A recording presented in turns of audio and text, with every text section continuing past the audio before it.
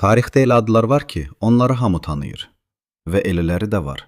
Dünyanı dəyişsə də unudulur. Bu gün sənə belə bir hökmdardan danışacağam. Metehan. Bəzi tarixçilər deyir ki, o Çingizxandan belə əvvəl dünyanın ən güclü imperiyalarından birini qurmuşdu.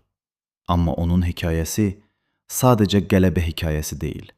Bu, xəyanət, sağ qalmaq və dəmir iradənin hekayəsidir. Metehan hələ uşaq ikən ölümün nə olduğunu öyrəndi. Onun atası, hökmdar Tuman, öz oğlunu düşmənlərə girov verdi. Bəli, səhv eşitmədin, öz oğlunu.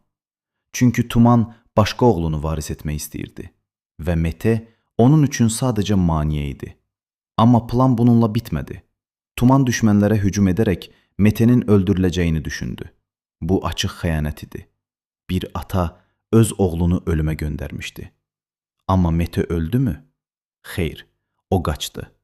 Düşmən torpağından, tək başına, geri qayıtmağı bacardı. Bu artıq bir siqnal idi. O sadəcə sağ qalan biri deyildi. O, geri dönən biri idi.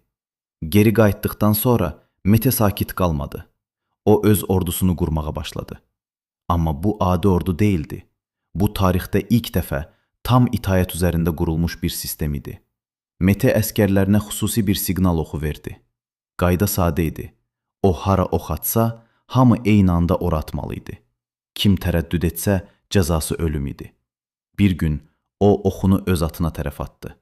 Bəzi əskərlər tərəddüd etdi. Onlar öldürüldü.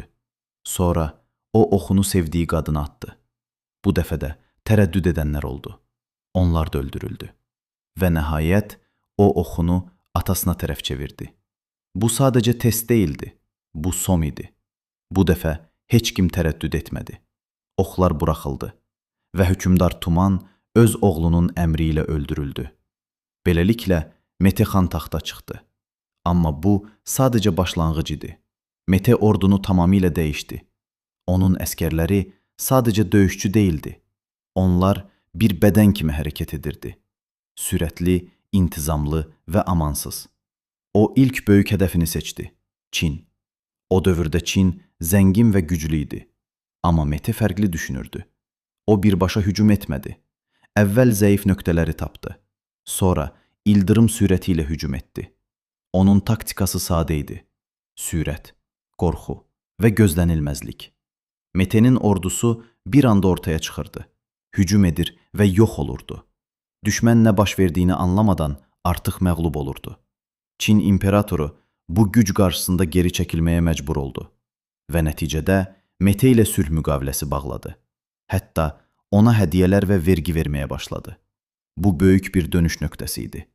Bir köçəri lider dünyanın ən böyük dövlətlərindən birini diz çöktürmüşdü. Amma Mete bununla kifayətlənmədi.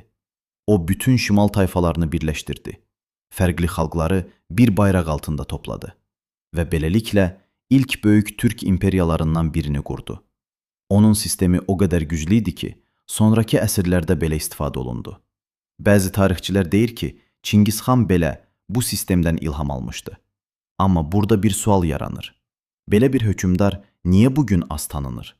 Bəlkə də çünki o, tarix kitablarını yazan tərəfdə deyildi. Bəlkə də onun hekayəsi başqalarının kölgəsində qaldı. Amma bir həqiqət dəyişmir. Metehan sadəcə bir hökmdar deyildi. O sistem quran idi. O ordunu dəyişən idi. O imperiya anlayışını yenidən yazan idi. Və bəlkə də əgər o olmasaydı, tarix bildiyimiz kimi olmazdı. İndi isə sual sənədir. Səncə Metehan qəhrəman idi, yoxsa taxt üçün hər şeyi edən bir hökmdar? Tarix həmişə düz danışmır, amma hekayələr həmişə bir iz buraxır.